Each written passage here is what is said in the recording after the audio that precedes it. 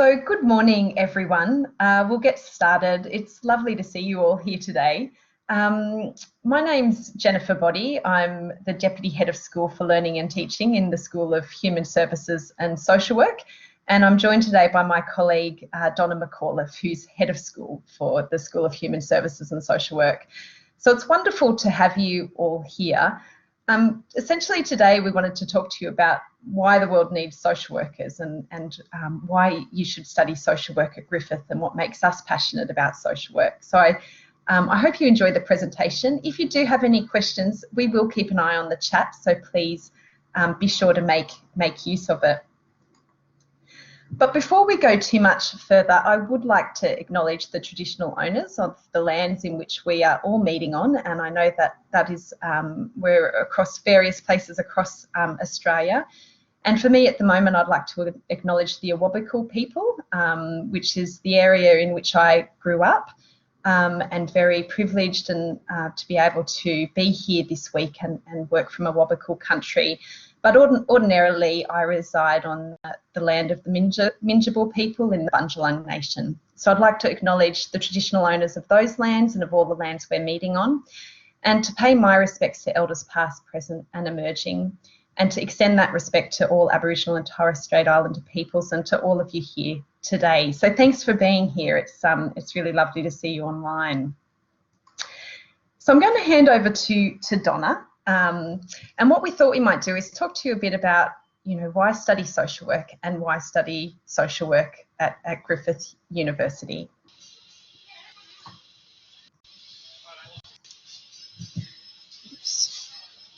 Okay, so hi everybody. It's really great to be able to have a bit of time with you. I think I am not going to be able to put my video on as well as speak to the slide. And Jenny, if you can let me know just with the thumbs up if the background was loud or not. Is that okay? It's fine? Yeah, it's fine, Donna. Thank you. Okay, thank you. Okay, I'm in a bit of a difficult location just at the moment. Okay, so we're talking about why the world can't live without social work, and there's a lot of reasons why social work is becoming a very, very popular profession for people to move into. You'll all know, there's quite a lot of people online here, and you'll all know that we have increasingly complex health and social needs within our country as well as globally. There's a lot of social isolation within both our Australian society and in many places across the world, and we know that there are a lack of services and supports that people really need to be able to help them with housing, with income, with parenting and relationship responsibilities, with ageing, with living with disability or mental health issues, drug and alcohol trauma. There's so many things really that create a demand for social work. So the role of social workers is actually becoming much more complex because of all of this. There's a real need for us to develop culturally appropriate services for people, an increasing need for us to deliver trauma-informed services, and an increasing need again to utilise technology in the delivery of what we do. There's a lot of change within the social work role and the systems that we work within. So we have, you'll maybe be aware from watching media that domestic and family violence really is a major problem within our society, that aged care and the situation with older people also needs a lot of attention. And we really have so many different social issues that social workers really can play and do play a very large part in. So the demand for social work is really increasing and really great. Jenny, do you have anything you'd like to add to those kind of demand issues? Yeah, I mean, I just mentioned to you before, Donna, that I was looking at some data before we came into this session, and I noticed that our labour force participation rates for social work are around 95%. And there's really high employability for social workers. And I think, as our population increases, there's further demand on our services. And there's also recognition of the role social workers play in managing, complex situations amongst people, in their families, in their communities, so both psychologically and socially. And social workers are really good at navigating tensions and navigating complex issues. We're also at the forefront of a lot of reform, and a lot of good reform, particularly in the area of domestic and family violence, where we've seen a number of reports come out and changes in practice across the east coast of Australia. And we're at the forefront of things like the NDIS as well. So huge potential for social work, huge demand for social work, and huge value in what social workers can bring to, you know, complex health and social service type matters. You know, Jenny, one thing I've really noticed recently is the number of times that social work has, you know, played a role with the different initiatives around COVID-19. So I remember a couple of weeks ago when there was talk about opening up the Queensland-New South Wales borders and all of the health problems that were happening there, and the Queensland Premier made a statement that they really needed to have a social worker involved with the team that was assessing those complex health needs for people that might need access to hospitals across the border, or family dispute kind of issues where children were between households and the border was in the way, those kind of things. And just listening to the Premier and other ministers talk about the need for social workers to be involved in helping to I guess, deal with some of that chaos was just really interesting and quite recent. Yeah, and I think the Premier at the time as well said that she wanted social workers involved in contact tracing, and I think that's because social workers are often very good at eliciting information and engaging with people and getting the most out of conversations with them to fully do contact tracing properly and in depth. So there is social workers work in a huge variety of fields, and so there's no shortage of things that, you know, to engage people in their practice. I know, Donna, you've worked across a number of different fields and sectors. I don't know if you want to comment on that at all.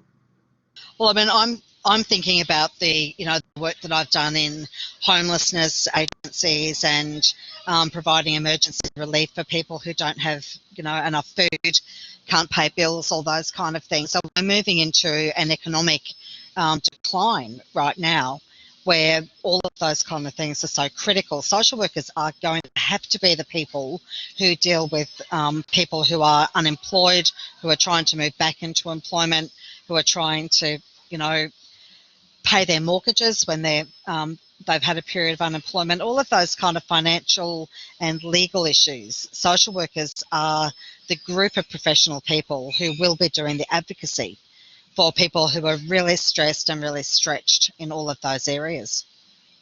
Mm.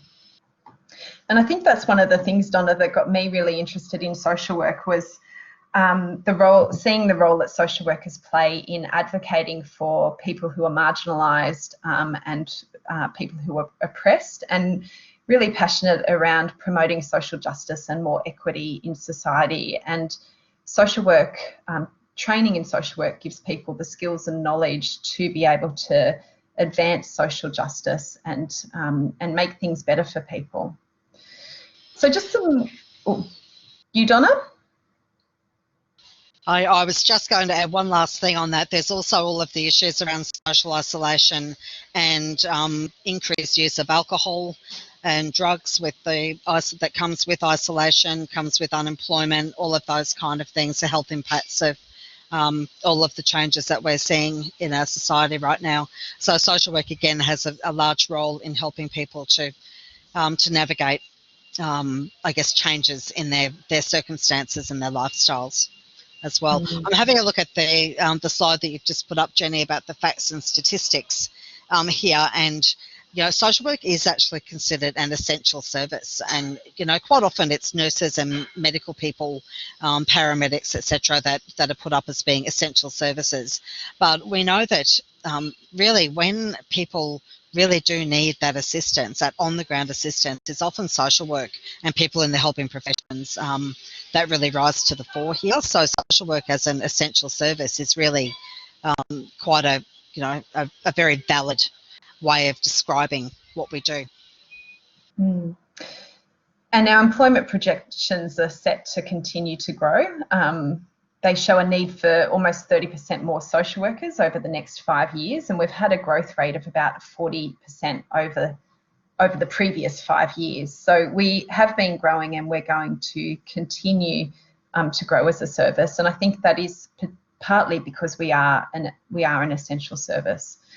So the employment rates for graduates of a social work degree are really quite high. The vast majority of graduates will have a job within 3 to 6 months of completing their degree, so really strong employability rates. And at Griffith University, we have a really large school of social workers. We're probably one of the largest, if not the largest, employer of social work academics.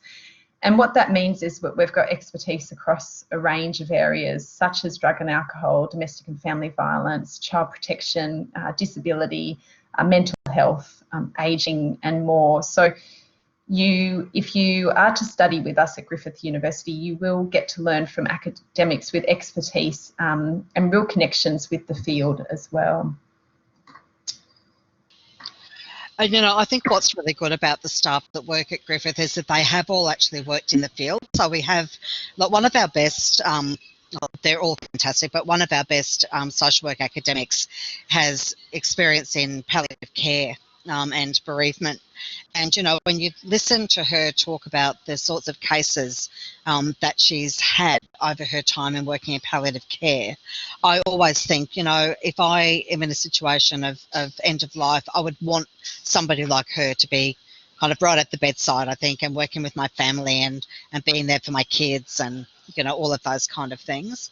So, I think having social work staff teaching our social work programs who have actually been working in child protection, working in counselling, working, in health and with young people, in prisons, in disability, is just so important. It means that students can really get that real life experience, and it means that when staff are talking about case studies in the courses that we teach, they're actually from real life. They're not things that it's cases that are made up. They're actually experiences that our staff have had.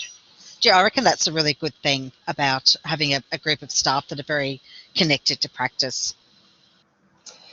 Yeah, I agree, Donna. And one of the other things that I love about the social work academics we've got teaching at Griffith University is their passion for good quality learning and teaching. And so I guess as deputy head for that portfolio, it's really important to me that we have academics who care about teaching and doing a really good job with it. So our staff have received lots of awards and citations for their work and engage in lots of innovative projects, and they're quite consultative with people studying our degrees to ensure that it meets the needs of not only those studying it but also future employers. So we work quite closely with industry as well to make sure that we're being responsive to what they need, and that has a huge impact on employability as well.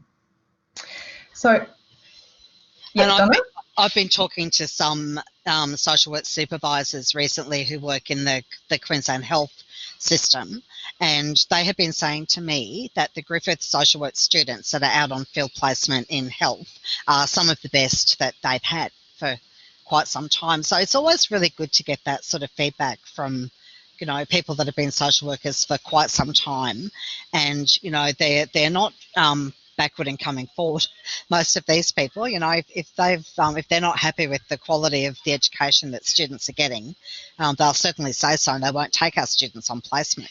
But we've got really great social work field educators, and they're actually very, very happy with the quality of the education that the students are coming in with. So I think that that says a lot to potential students, that if they come to Griffith, they're likely to get good placements with really good educators.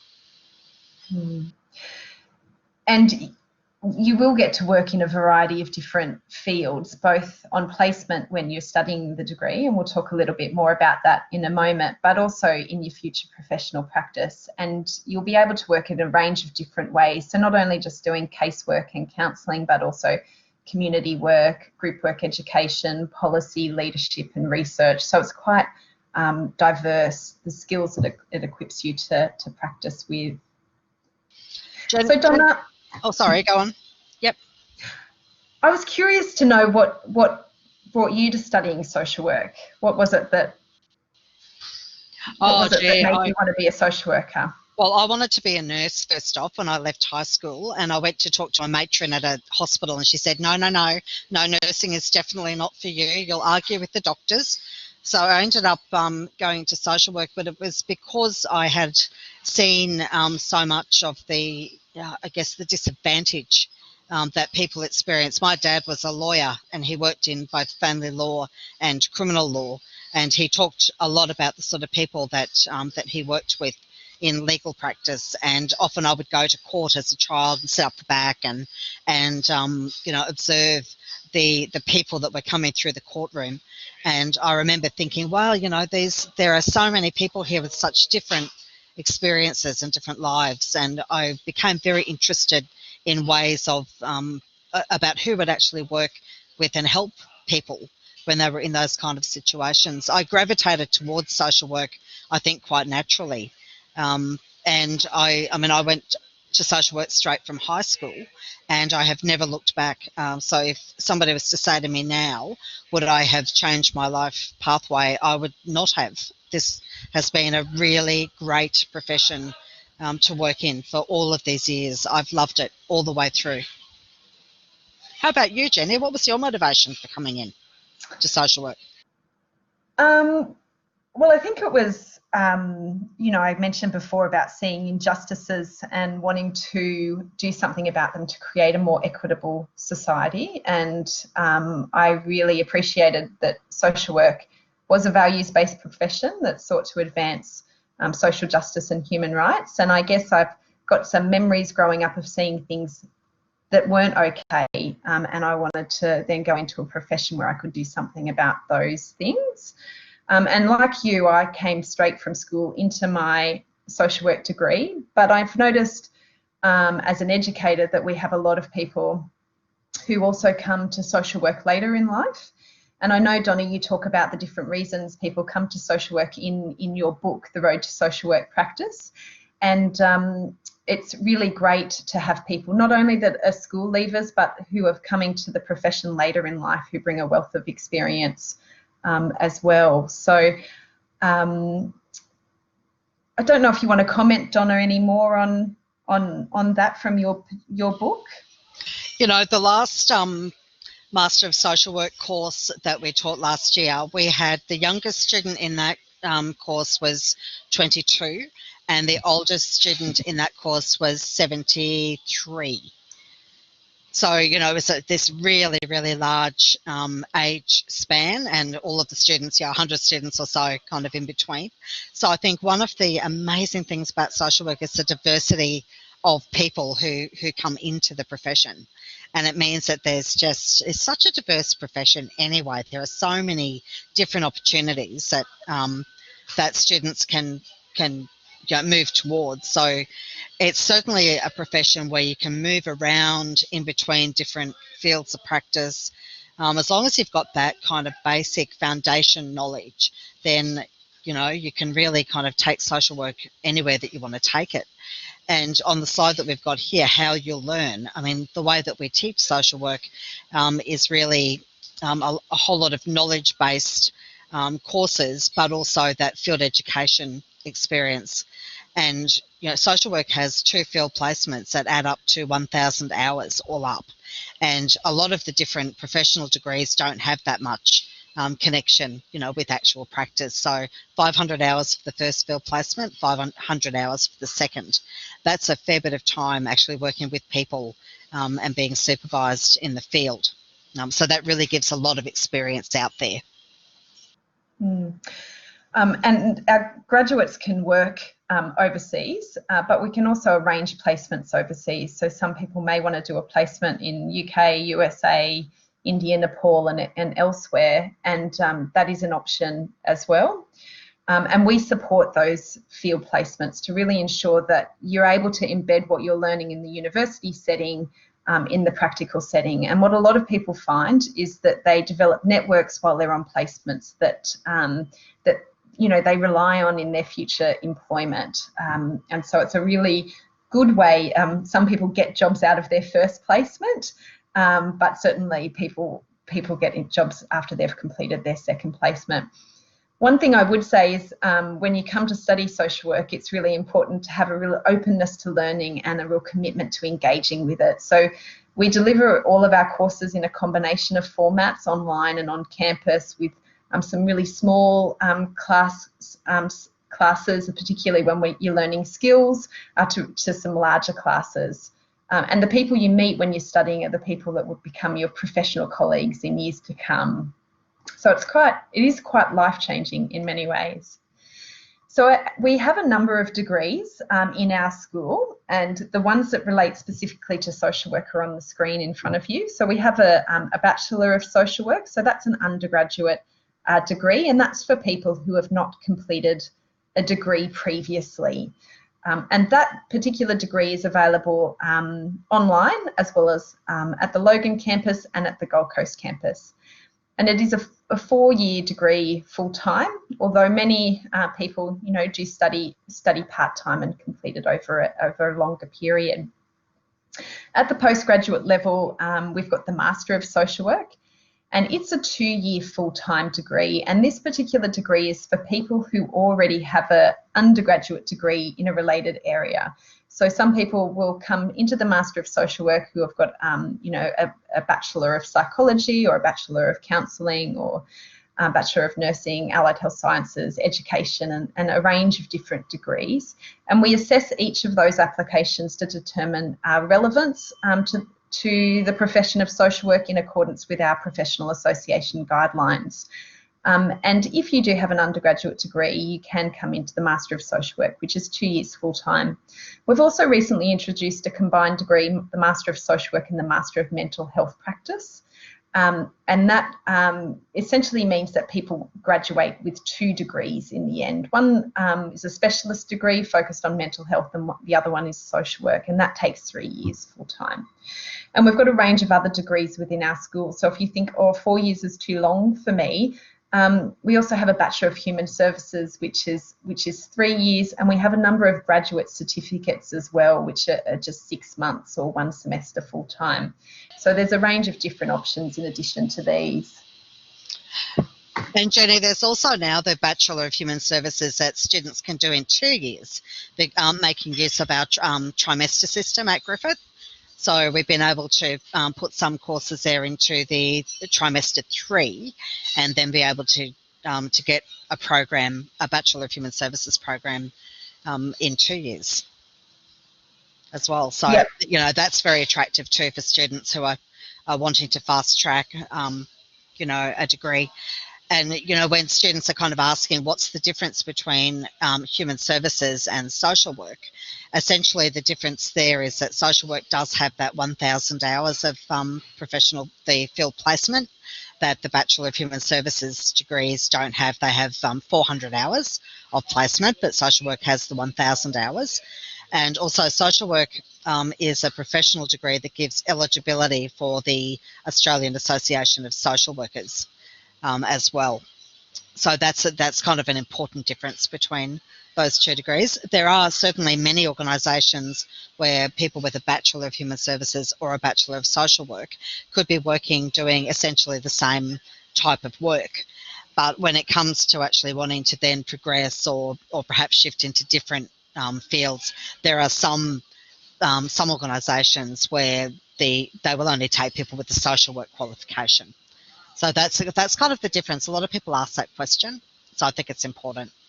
It is a commonly asked question. Some people will do the Bachelor of Human Services and then later come back and do the Master of Social Work. So that's an option as well. That's actually a very good combination. That's a really good pathway, that one. Yeah, I guess I would say that social work is certainly something I'm obviously really passionate about, but I think that the degree in itself is really rewarding, and working as a social worker is incredibly rewarding as well. So if you do have any questions, Donna and I are happy to stick around and for you to use the chat function to ask your questions. And I hope you've enjoyed the presentation and learnt something about social work in the process. So thanks everyone. and all the best for the rest of the day.